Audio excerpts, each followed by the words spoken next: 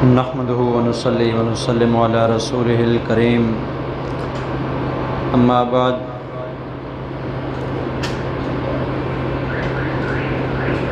فعن ابن عمر رضی اللہ تعالی عنہما قال قال رسول اللہ صلی اللہ علیہ وسلم رحم اللہ امرأ صلی قبل العصر اربعا صدق النبی الامی الامین الکریم۔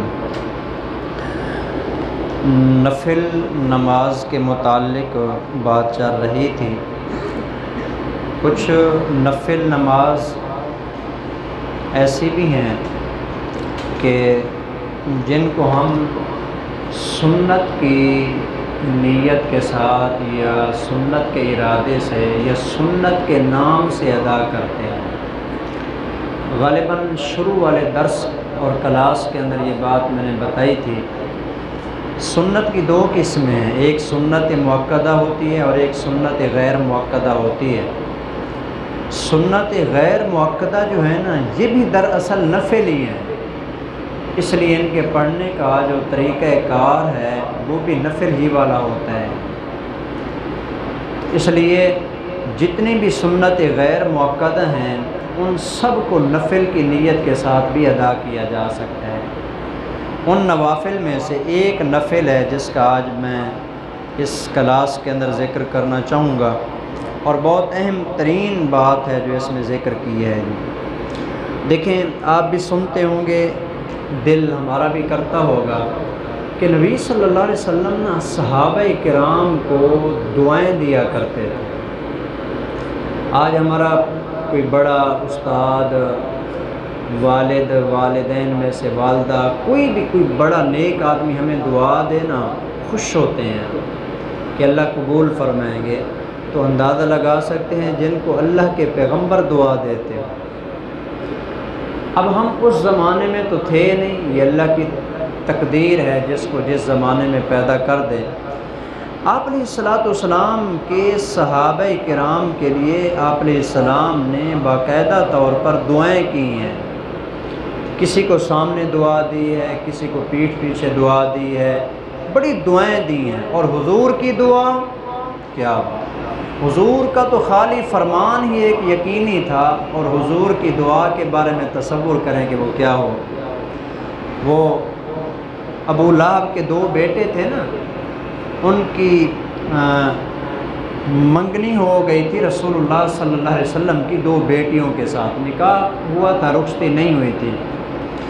جب تبت یدا ابی لہب وتب والی صورت نازل ہوئی نا، تو اس نے اپنے دونوں بیٹوں سے کہا کہ میں تمہارے ساتھ تب بولوں گا جس وقت تم دونوں جا کے محمد کریم کی بیٹیوں کو جو ہے نا طلاق دے دو۔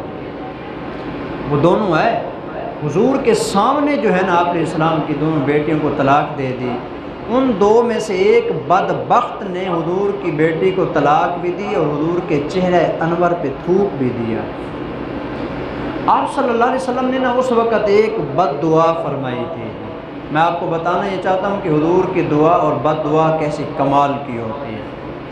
آپ علیہ السلام نے فرمایا اللہم سلط علیہ قلبا من کلابک، اے اللہ اپنے کتوں میں سے کوئی کتا اس بدبخت کے اوپر تو مسلط فرما دے۔ کچھ عرصے کے بعد یہ ملک شام کی طرف تجارت کرنے کے لیے جا رہا تھا، قافلے کے اندر تھا، رات کا وقت ہوا، جنگل آ گیا، وہاں پڑاؤ ڈالا، سونے لگے۔ تو اس کے ذہن میں بھی تھا کہ محمد صلی اللہ علیہ وسلم نے جو ہے نا بد دعا دی ہوئی ہے، تو انہوں نے اس طرح کیا کہ درمیان کے اندر اس کو سلایا، پورا قافلہ اس کے ارد گرد سویا، اس کے بعد سامان رکھا، اس کے بعد باقی سارے جو جانور تھے، اونٹ وغیرہ، ان کو بٹھایا۔ ان تمام چیزوں کے درمیان اس کو سلایا گیا جس کے لیے رسول اللہ صلی اللہ علیہ وسلم نے بد دعا کی تھی۔ لیکن جب رات کا وقت ہوا نا، ایک شیر جنگل سے نکلا جی، اس نے ان تمام جانوروں کو کراس کیا، ان کجاووں سے آگے نکلا، تمام انسانوں سے آگے آیا اور سونگھتا رہا جی۔ ان تمام لوگوں کو سونگ کے جب اس بدبخت کے پاس آیا اس کی گردن کو دبوچا، اس وقت چھوڑا جب اس کی روح نکل چکی تھی۔ آپ علیہ الصلوۃ والسلام نے اس کے بارے میں فرمایا تھا اللہم سلط علیہ کلبا من کلابک، اے اللہ اپنے درندوں میں سے کوئی درندہ اس کے اوپر مسلط فرما دے۔ تھوڑے ہی عرصے کے بعد اس بدبخت کو درندوں کے ذریعے اللہ نے مار ڈالا جی۔ حضور کی دعا چاہتے ہیں جی، میں ایک وظیفہ آپ کو بتاتا ہوں جی، انشاءاللہ حضور علیہ الصلوۃ والسلام دعا فرماتے ہیں۔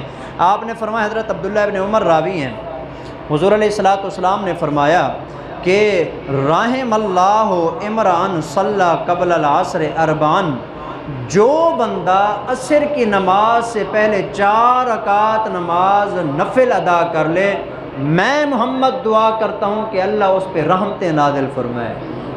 حضور علیہ الصلوۃ والسلام نے اس کے لیے رحمت کی دعا کی ہے۔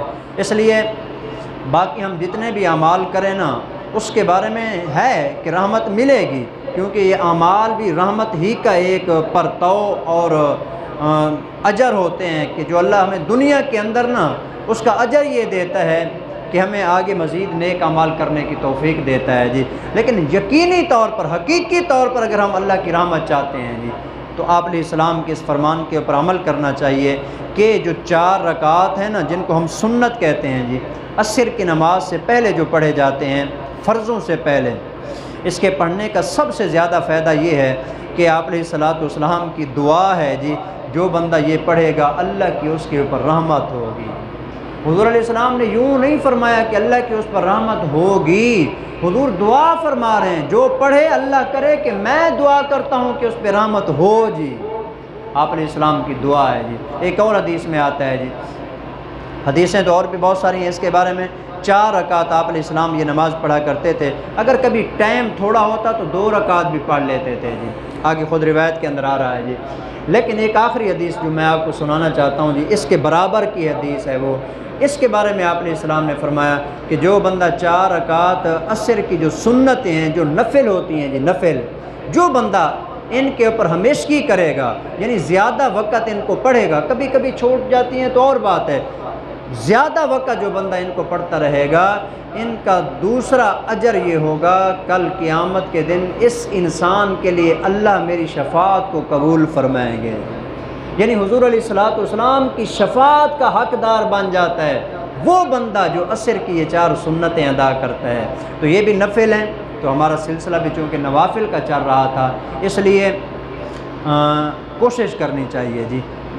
میں جانتا ہوں کہ آج کل بہت مصروفیت کا دور ہے جی، وقت نہیں ہوتا ہمارے پاس، لیکن پھر بھی کوشش کرنی چاہیے۔